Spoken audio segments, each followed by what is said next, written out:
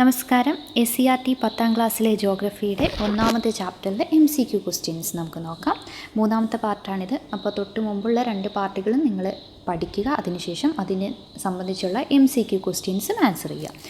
ഒന്നാമത്തെ ചോദ്യം എന്താണ്? ഓരോ 1 കിലോമീറ്റർ ഉയരത്തിനും 6.4 ഡിഗ്രി സെൽഷ്യസ് വീതം താപനില കുറയുന്ന അന്തരീക്ഷ പ്രതിഭാസത്തെ വിളിക്കുന്ന പേരെന്താണ്? ഓരോ ഓപ്ഷൻസ് ഒന്നും വായിക്കുന്നില്ല കേട്ടോ. ജസ്റ്റ് ഒന്ന് പോസ് ചെയ്യുക, ആൻസർ നിങ്ങൾ എഴുതി നോക്കുക. എന്നിട്ട് എത്ര മാർക്ക് കിട്ടി എന്നുള്ള ലാസ്റ്റ് കമൻറ്റ് ചെയ്യണേ. ഏതാണ് വരുന്നത്? ക്രമമായ താപനഷ്ട നിരക്ക് അല്ലെ, നോർമൽ ലാപ്സ് റേറ്റ്. രണ്ടാമത്തെ ചോദ്യം, അന്തരീക്ഷ മർദ്ദം അളക്കാൻ ഉപയോഗിക്കുന്ന പ്രധാന ഉപകരണം ഏത്? അന്തരീക്ഷ മർദ്ദമാണ്. ഏതാണ് വരുന്നത്? ബാരോമീറ്റർ അല്ലേ, ബാരോമീറ്ററാണ് വരുന്നത്. കാറ്റുകളുടെ വേഗത അളക്കാൻ ഉപയോഗിക്കുന്ന ഉപകരണം. കാറ്റുകളുടെ വേഗത അളക്കാൻ ഉപയോഗിക്കുന്നതാണ് ചോദിച്ചിട്ടുള്ളത്, ശ്രദ്ധിക്കണം. ഏതാണ് വേഗത? വേഗത എന്ന് പറയുമ്പോൾ അനിമോമീറ്ററാണ്. ഇനി അതല്ല, കാറ്റിൻ്റെ ദിശയാണെങ്കിൽ ഏത് വന്നേനെ? വിൻഡ് വെയിൻ വന്നേനെ. അതുകൊണ്ടാണ് അത് ഓപ്ഷൻ എ കൊടുത്തിട്ടുള്ളത് കേട്ടോ, മാറിപ്പോകരുത്. അടുത്തത്, ഉത്തരാർദ്ധഗോളത്തിൽ നിന്നും ദക്ഷിണാർദ്ധഗോളത്തിൽ നിന്നുമുള്ള വാണിജ്യവാദങ്ങൾ തമ്മിൽ സംഗമിക്കുന്ന ഭൂമധ്യരേഖ ന്യൂനമർദ്ദ പ്രദേശത്തെ വിളിക്കുന്ന പേരെന്താണ്? അതാണ് ഇൻ്റർ ട്രോപ്പിക്കൽ കൺവേർജൻസ് സോൺ അല്ലേ, ITCZ, ഇൻ്റർ ട്രോപ്പിക്കൽ കൺവേർജൻസ് സോൺ. ആഫ്രിക്കയിലെ സഹാറ മരുഭൂമിയിൽ വീശുന്നതും കൊടും ചൂടിന് ശമനമേകുന്നതുമായ പ്രാദേശികവാദം ഏതാണ്? ആഫ്രിക്കയിൽ ഏതാണ് വരുന്നത്? ഹർമാറ്റൻ അല്ലേ, ഓപ്ഷൻ ഡി ഹർമാറ്റൻ ആണ്. ഇതെല്ലാം റിപ്പീറ്റ് ചെയ്ത് വന്നിരിക്കുന്ന PSCയുടെ പ്രീവിയസ് ഇയർ ക്വസ്റ്റ്യൻസ് ആണ് കേട്ടോ ഇതെല്ലാം തന്നെ. അപ്പോൾ ഈ ചാപ്റ്റർ അത്രത്തോളം ഇമ്പോർട്ടൻ്റ് ആണ്. ഞാൻ എപ്പോഴും പറയുന്ന പോലെ ഇതിൽ ഓരോ കാര്യങ്ങൾ, ഈ ചാപ്റ്റർ അത്രയും ഓരോ കാര്യങ്ങൾ നമ്മൾ ശ്രദ്ധിച്ച് വായിച്ച് പഠിക്കാനുള്ളതാണ്. അടുത്തത്, ഒരു നിശ്ചിത വ്യാപ്തം അന്തരീക്ഷ വായുവിൽ അടങ്ങിയിട്ടുള്ള ജലബാഷ്പത്തിൻ്റെ യഥാർത്ഥ അളവിനെ വിളിക്കുന്ന പേരെന്താണ്? യഥാർത്ഥ അളവിനെ അല്ലേ, ഏതാണത്?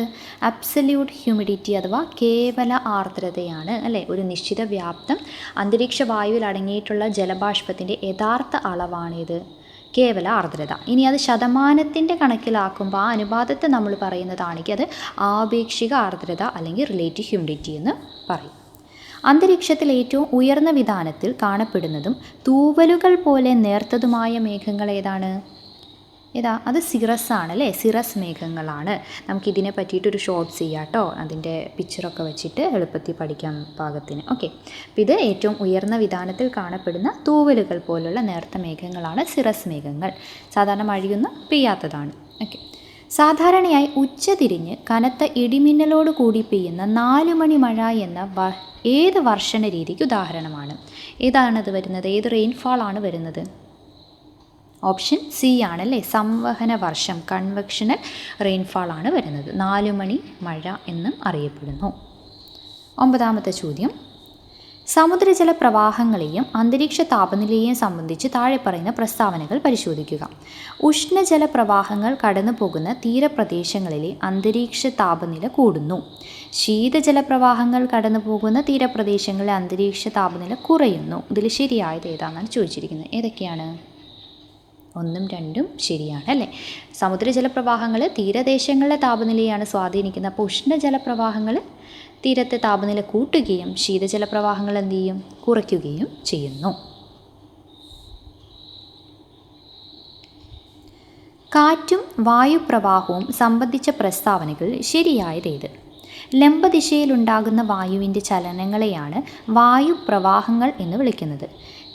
തിരശ്ചീന ദിശയിൽ ഉച്ചമർദ്ദ പ്രദേശങ്ങളിൽ നിന്നും ന്യൂനമർദ്ദ പ്രദേശങ്ങളിലേക്കുള്ള വായുവിൻ്റെ ചലനത്തെ കാറ്റെന്ന് വിളിക്കുന്നു.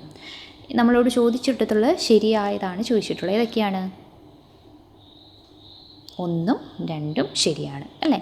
ലംബദിശയിലുള്ളതാണെങ്കിൽ അല്ലേ, വെർട്ടിക്കൽ ആണെങ്കിൽ അതിന് നമ്മൾ വായുപ്രവാഹം, അതിനെന്ത് പറയും? വായുപ്രവാഹത്തിന് ഇംഗ്ലീഷിൽ എയർ കറൻറ്റ് എന്ന് പറയും.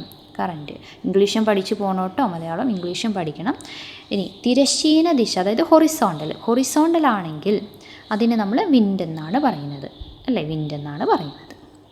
അടുത്ത ചോദ്യം, കോറിയോലിസ് പ്രഭാവത്തെക്കുറിച്ച് താഴെ പറയുന്ന പ്രസ്താവനകളിൽ തെറ്റായ പ്രസ്താവന ഏതാണ്?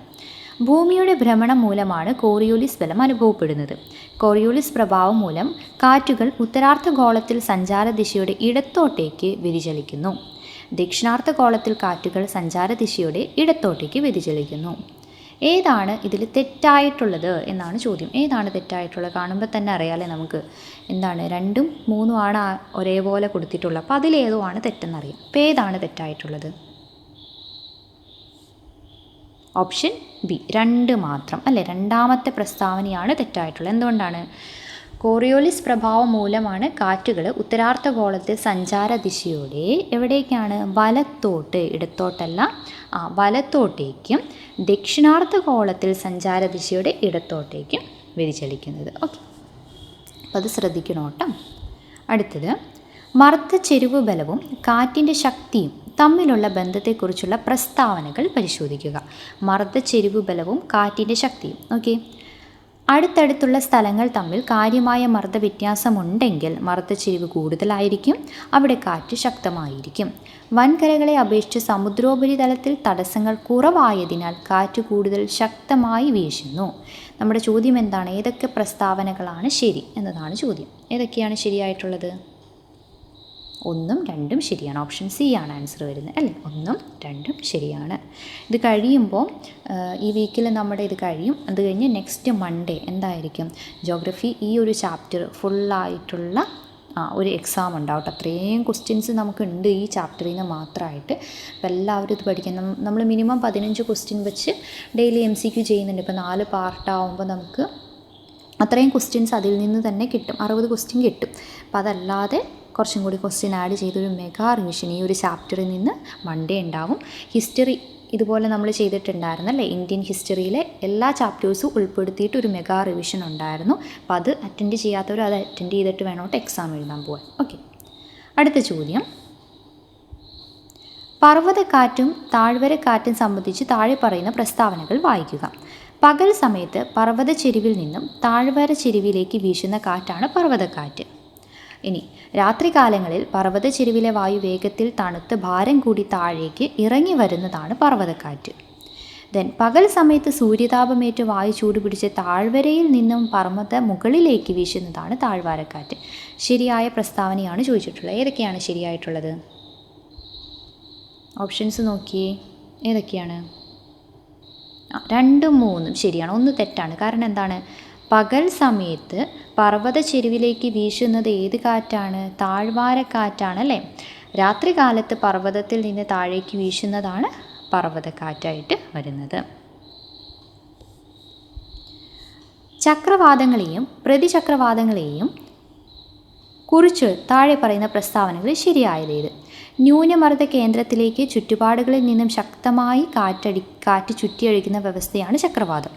ഉച്ചമർദ്ദ കേന്ദ്രങ്ങളിൽ നിന്ന് പുറത്തേക്ക് കാറ്റ് ചുഴറ്റി വീശുന്ന വ്യവസ്ഥയാണ് പ്രതിചക്രവാതം. ഉത്തരാർദ്ധഗോളത്തിൽ ചക്രവാതങ്ങളുടെ വായുപ്രവാഹം ഘടികാര ദിശയിലാണ്. നമ്മളോട് ചോദിച്ചിട്ടുള്ളത് ശരിയായിട്ടുള്ളതാണ് ചോദിച്ചിട്ടുള്ളത്. ഏതൊക്കെയാണ് ശരിയായിട്ടുള്ളത്?